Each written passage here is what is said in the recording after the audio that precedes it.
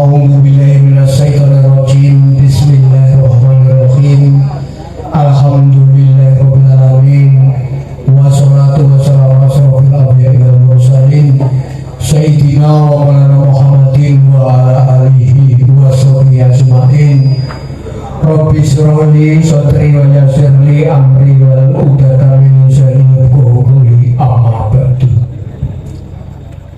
Dumateng sagung kula tamu undangan dan katen bensin penghormatan sami basuki rawuh panjenengan sedaya sagung para lenggah ingkang budi istimewah keluarga kang murbugati sak rawuh jinandika sami kasuwun hangestrene ugi dipun suni donga sing berkah pangestunipun ingkang wilujeng kanthi atur sewu agunging panuwun ingkang tanpa pepindhan dumateng sagung para sedaya ingkang sampun kersa sabiyantu kadhareman lumantar sumbangsih kanthi lubering penggalih nuwun inggih dumateng sagung para sedaya monggo kita sesarengan saderengipun kula ngaturaken babaring sedaya saking keluarga kang murbugati siang pangkala rapi mugi tansah muji syukur kunjuk ring Gusti tumraping dumadi Pangeran kang Maha Merah. Rikala nggan dalu punika kula ingkang kapiji tinanginah makarya kinarya lampah delengen basa Sunda kalih ngatur ngendikani dawuhipun Bapak Suyitno sakeluarga rukuniat garwa putra. Parandene niatipun kang warga sami-sami nyuwun ngapura dumateng Gusti saha pangeranipun. Kajawi saking menika boten kasupenan netepaken kawitanan wekasan wontenipun banjik kudung selasasi kempakipun dinten 7 pekenan gangsal gesangipun dinten Sukra Kasih utawi Jumat Kliwon dumawah ulang saha taunipun. Rikala dalu punika boten kasupen Bapak Suyitno sekeluarga sami-sami nyuwun ngapura dumateng Gusti saha pangeranipun. Kajawi saking menika boten kasupen netepaken kawitan saha wekasan dalu punika Bapak Suyitno netepi darmane werda ing sekawit sengaja mayu bagya mahargya siwi Suyitno. Bapak Suyitno menika Ibu Yani ingkang putra Andika Fendi Santoso ingkang sampun kepareng lumampah netepi darmaning satriya utama. Parandene sampun kinodrat kurbani Gusti garwa ingkang piriji India Vitaningsih Atmaja Dalan Bapak Dasuki sarimbit mewah ingkang Ibu Rasminah ingkang mijil saking Sumber Pitu Winengku Kabupaten Blora. Wonten tata cara ingkang kasebat dalu punika semaja ngawontenaken tata darat lintas sakuran wali matur kursi pindah hormat marang Allah kaping kalih Rasulullah ing sekawit nyuwun berkah sapatipun para nabi para wali kang lumantar dumateng panjenengan sami. Kajat ingkang kinurmatan sekul petak gondo wangi sekul gurih gondo arum miwa sarining sekar sarining toyo sarining gondo sarining rasa gondo kelawan rasa katurun ngapuri kang sampun kundur wonten ing alam kasih ganjati saking keluarga saha putri ingkang wajib dipun kintun wondene ingkang arupi kekantong ngatiri pirsa Bapak Adam Ibu Kowo Adam kawitan cikal bakal kang bakali bumi Sidorjo dumadosipun dukuh merdo sekul gurih menika hangaturi ingkang dipun casi hormat Kanjeng kita Nabi Muhammad mewah ingkang garwa putra sekabat sekawan ingkang kinasihan Abu Bakar Umar lan Syekh Sayyidina Ali sekul buket bujuarong katurusunan giri kang sampun sinareken datang gedung agung lan Kanjeng Ibu Ratu pinanting bersih mewah sokabatipun para kadang wali kang sumrambah wonten bumi Jawi jangkepipun sabda pandhita wali 8 tinare 10 guru kang lumantar Nabi Rasulullah sallallahu alaihi wasallam. Mugi mboten kasebat hormat Bapak Wasa Ibu Pertiwi lantarane Gusti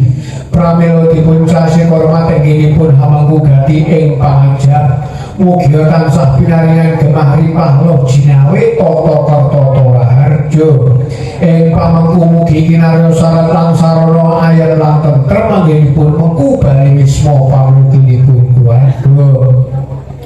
Ugi boten kapen hormat kadangipun sepuh Sirat mojo temanten kakung yang sampun babar sarung dinten ingkang sareng siti lan toya ingkang mangke dhateng kiblat sekawan gangsal jumeneng nempang cerpi jejer mugi saged manunggal nyawiji kang amku bumi kelahiranipun ugi boten kasupen kintun donga lan sedekah krana dumateng sedaya para leluhuripun ingkang sampun ngrumi lampah kundur wonten ing alam kasudan jati saking keluarga kakung saha putri ingkang wajib dipun kintun pramila dipun sasi hormat mugi-mugi arwahipun tinampi wonten ngarsaning Gusti pinaringan padang margine jembar kubure tinampi amal kesayanganipun semanten mugi amal ingkang awon dipun ngapunten sedaya kalepatanipun ing pangajap mugi saged kepal golonganipun tiyang mukmin kagolongaken ingkang ahli swarga ingkang pungkasan wontenipun pisan sanget punika tas hormat sadar panetep panata agama tetepipun kawula lan Gusti lan kawula pramila dipun sasi hormat puji rayu mutur dumateng Bapa Suyitno mewah ingkang garwa putra ingkang badhe kawiwuh sambut jelaning akrami ing pangajap mugi tansah pinaringan tuturun rerundungan pindha mimilan mintuna lestari ngantos dumugi kaki lan nindi siang pantara ratri mugi kersa hamayu haining sasoma amersudi dhateng reh pepayane kautaman hanjong ingkang tumuju marganing kamulyan suka melasari rohan rasa wani atau tekan budi luhur apa payung budi rahayu ingkang pinanggi sedaya manggih kawilujengna lan sakrawuh panjenengan sami mugi dadosaken sarana sarana Gusti ingkang Maha Tunggal kersa angluturaken sedaya panyuwunipun Bapa Suyitno keluarga kasembadan kanggo mampah sehingga pinaringan puji rayu selamat sak beresmanipun lan sak raja kayane selamat ngajeng wilujeng sak pamingginipun sahipun adat tata lan cara tasakuran dalu punika ugi sampun kalebet sinesenan dumateng para sesepuh dalah bini sepuh ingkang sampun katuran piniji minara lenggah wonten dalem pawiyatan agung lan sagung winantu karayan kabujan kawilujengan mugi tansah kajiwa kacametra dumateng para kadang tamu undangan sedaya dumateng sagung para kadang tamu undangan sedaya langkung-langkung dumateng para sesepuh dalah bini sepuh aji sepuh agung ngamastuti dumateng pepayane kautaman ingkang patos pinudi sabda saha pangandikanipun ingkang sampun pono ing pamawas mewah lebet ing pitutur sampun ngantos kirang jembaring pamudi kula lan panjenengan sedaya bilih wonten tulung tunggaping atur ing basa sastra kirang prasaja karana korbane manungsa saestu kirang sampurna